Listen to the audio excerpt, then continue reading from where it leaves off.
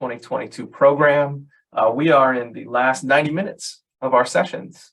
With that, I would like to welcome Priscilla Diaz-Gonzalez, giving a presentation about signaling interdependence to first-generation college students via Syllabi. Priscilla, you have the stage. Awesome. Thank you, Dr. Cross, for that introduction. So, hello, everyone. Thank you for being here. So, as you mentioned, I am Priscilla, and today I'm going to be presenting my SPUR project I've been doing alongside my amazing mentor, Dr. Jasmine Norman, and it's called Signaling Interdependence to First-Generation College Students via Syllabi. Okay, so first I wanted to start it off with identifying who are first-generation college students. A first-generation college student is a student whose parents did not obtain a four-year college degree. They are usually the first in their family to attend a university. And over the years, American universities have been increasing educational access to first-generation college students, yet have been failing to address the various challenges they face. So past research has highlighted that first-generation college students experience a lower sense of belonging, greater levels of stress, lower academic performance, and also experience cultural incongruity, which means they feel like their identity doesn't fit into their context. And this is all supported by the researchers down below. So researchers have identified that experiencing a cultural mismatch could explain these effects, and a cultural mismatch occurs when one's culture clashes with one's context. For example, this figure here on the lower left shows that first-generation college students have an interdependent model of self, which means that their values and norms are compromised of interdependent values. So these emphasize community, interrelations, and collaborative work. So when they come into the university, they experience a mismatch with the independent culture of the university that tends to emphasize, making your own path, engaging in independent work, and exploring your own interests. So there have been a few studies conducted that have looked at this, and first I wanted to focus on a longitudinal study where a group of researchers followed first-generation college students throughout all 4 years of college, and they found that their interdependence remains pretty stable throughout their college years, and this has been found to be related to a reduced sense of fit, which in turn has resulted in more negative experiences and academic outcomes. So these next two studies are experimental studies, and they used common procedures where they had first-generation college students either read a welcome letter from the university or the president in an interdependent framework or an independent framework. And for the study that had them read the welcome letter, they found that first-gen students performed significantly better when they read the interdependent welcome letter. And as for the president letter study, they found that when first-generation college students read the mismatch, which is an independent framework, they experienced higher levels of cortisol, which are stress levels, and less positive emotions towards that given task. So as you can see, these studies definitely show that materials like university letters can influence first-gen students' performance and their experiences. So this is what helped us develop our research question, which is, how can cultural framing signaled through a core syllabus influence first-generation college students' academic engagement, cultural congruity, and a sense of belonging at both the classroom and university level? So we hypothesize that when first-generation college students read the interdependent framework, they will experience a higher sense of belonging, higher academic engagement, higher cultural congruity. But when they read the independent framework, they'll experience a lower sense of belonging, lower academic engagement, and lower cultural congruity. Okay, so moving on to our methods, we had a total of 211 participants, all which were first-generation college students. And here I made some tables that summarize our race and ethnicity, our gender, and our year in college. So as you can see, most of the participants were white at 49% and Latinx at 16%. And then we had a pretty even distribution in year in college through 1, 2, and 3, around the 27 to 37 range.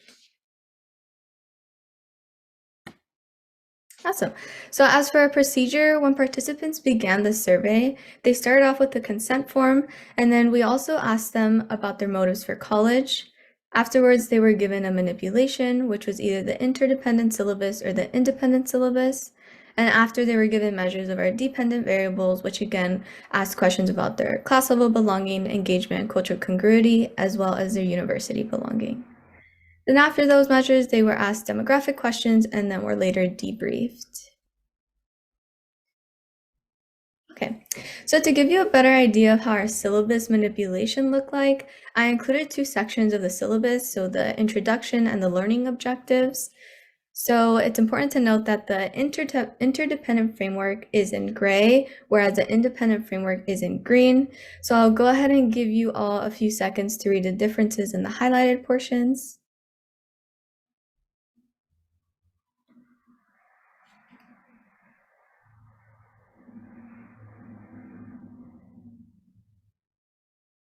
I'm hoping that is enough time. I cannot see anyone's faces, so I'm assuming it is.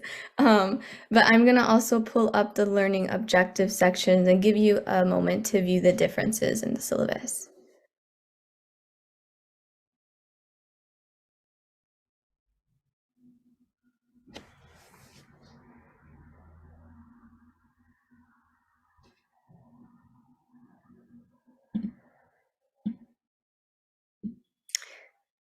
Okay, is that a thumbs up that this is enough time? Okay, awesome. So from skimming this, you can definitely see that one emphasizes more interdependence and the other more independence. And I want to make a quick note that all of our framing in the content was guided by previous studies and research that we mentioned earlier. Okay, so here are some of our measures. So I am going to breeze a bit through these for the sake of time, but I'm more than happy to return to them if we have more time at the end and discuss them if you'd like. So again, before our manipulation, we asked about the motives for attending college, and this was comprised of 12 items, 6 that were about interdependence and 6 that were independent. So an independent item sample is explore my new interests, and for the interdependent, it would be help my family out after I'm done with college. As for class level belonging, an item sample is while in class, to what extent would you feel like you fit in with the class, belong in the class, or are accepted in the class? And for cultural congruity, an item would be I would feel that my first generation status would make it hard for me to fit in with other students. An important note to keep here is that the higher that students scored on the cultural congruity scale, the more they saw their first gen status as not fitting into the class.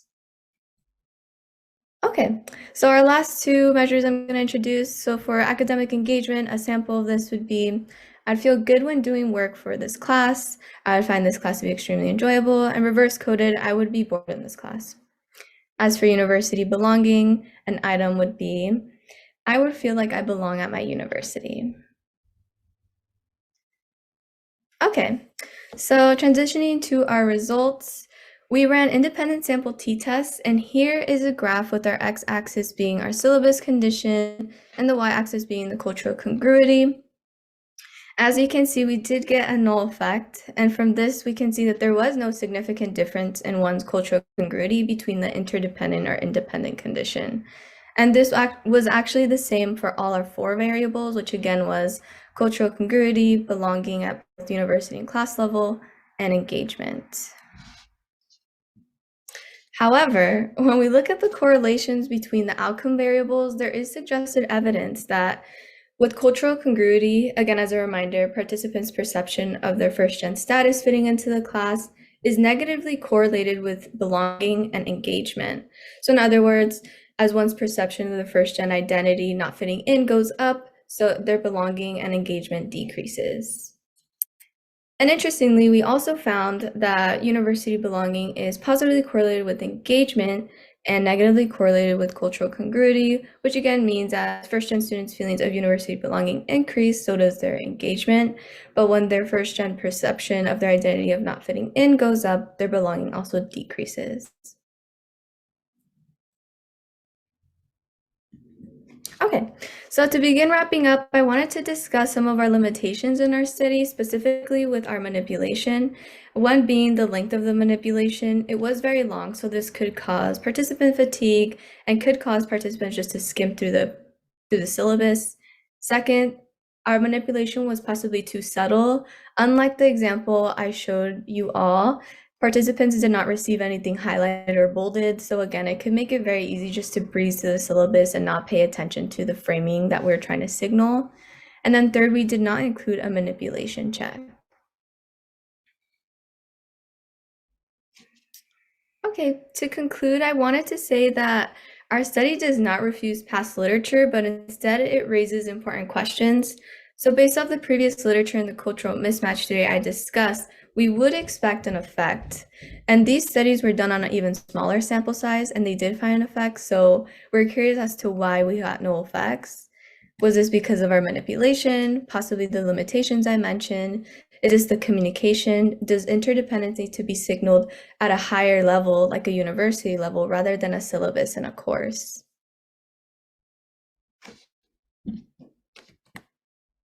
And I wanted to end on a note that our study did reveal that when first-gen students feel like their identity or status does not fit into the class, it is related to a lower sense of belonging at both the university and class level, as well as academic engagement, which seems to be the reality for a lot of first-generation college students in higher education.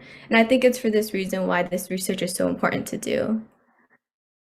I also did not talk about future directions, but I'm more than happy to talk about it in the Q&A. But lastly, I wanted to thank my amazing mentor, Dr. Norman, for amazing mentorship and guidance, and also the Disco Lab.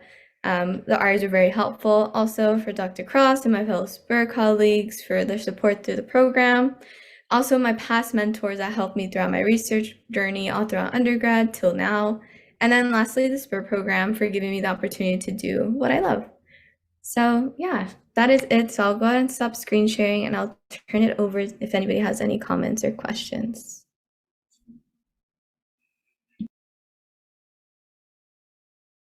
Great job, really fascinating work, you know, a really interesting topic. I want to, it looks like Rodrigo, do you have a question? Yeah, hi Priscilla, very good job.